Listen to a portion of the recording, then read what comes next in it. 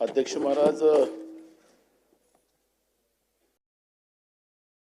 महाराष्ट्र एकत्रीकरणाच्या नंतर आपण ठरलेलं होतं की कमीत कमी 2 महिने या अधिवेशन नागपूरमध्ये व्हावं.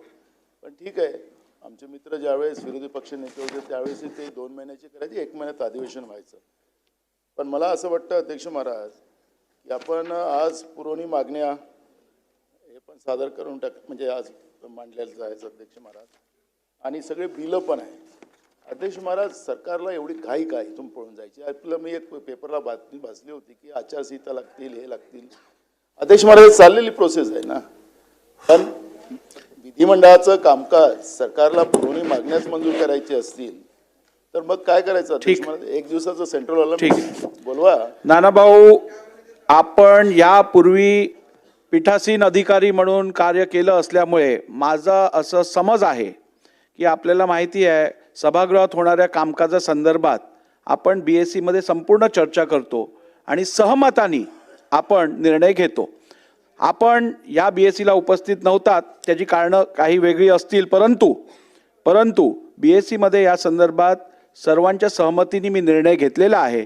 त्यामुळे आता मी तुम्हाला या विषयावर अधिक बोलायला देणार नाही. शोक प्रस्ताव.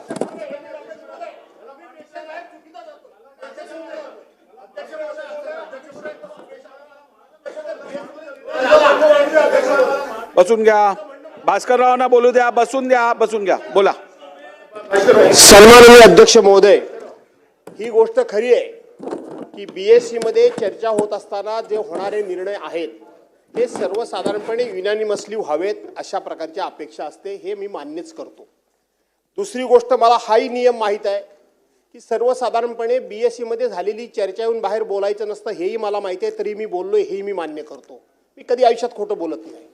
पण अध्यक्ष महोदय, आपण असा मेसेज आमच्या समोर पाठवताय. सन्मान्य सदस्य नानाभाऊ पटोले यांनी जो मुद्दा उपस्थित केला की हे अधिवेशन विदर्भाचा असल्यामुळे विदर्भ करारानुसार व्हायला पाहिजे, हा त्यांचा प्रमुख मुद्दा.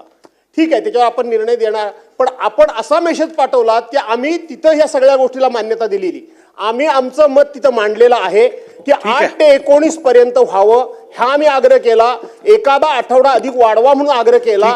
निर्णय झाला इथपर्यंत ठीक आहे, परंतु तुम्ही आमच्याबद्दल संशयाचं वातावरण निर्माण करू नये असं मला म्हणायचं आहे. अध्यक्ष महोदय, आमचे मित्र नानाभाऊ हे पीठासीन अधिकारी होते. ते असं म्हणतात घाईघाईने तुम्ही पुरवणी मागण्या टाकताय, घाईघाईने तुम्ही अध्यादेश टाकताय, घाईघाईने तुम्ही विधेयकं टाकतायत. पीठासीन अधिकारी म्हणून त्यांना हे नक्की माहिती आहे की अधिवेशनाच्या पहिल्या दिवशीच आपण नेहमी पुरवणी मागण्या दाखवतो, चर्चा नंतर होते. पहिल्या दिवशीच जे विधेयकं आपल्याला त्या ठिकाणी मान्य करायची आहेत त्याचं इंट्रोडक्शन पहिल्या दिवशीच होतं, आणि अध्यादेश तर पहिल्या दिवशी दाखवले पाहिजेत, हा नियम आहे. त्यामुळे यात कुठेही आपण गेल्या 25-50 वर्षातलं कुठल्याही अधिवेशनाचा पहिला दिवस काढला यापेक्षा वेगळा अजेंडा आपल्याला कधीच दिसणार नाही.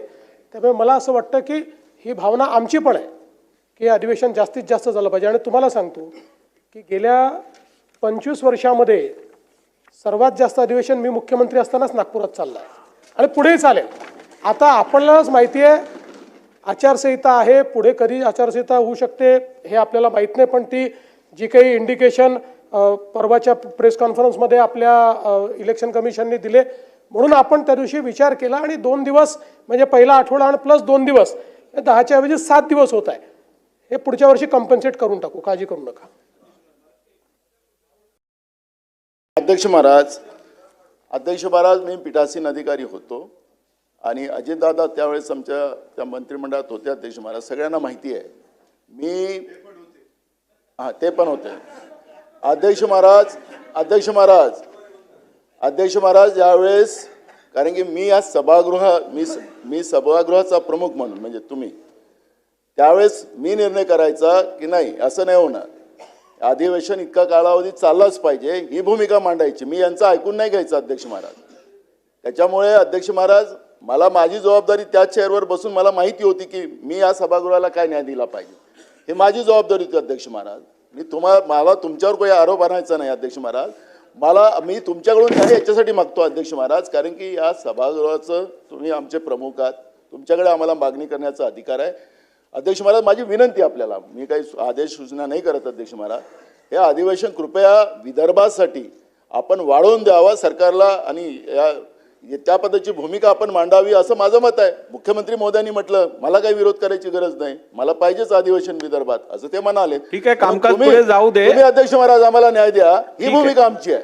गरज पडल्यास विचार करू. अध्यक्ष महोदय, एक रेकॉर्ड मला क्लिअर केला पाहिजे.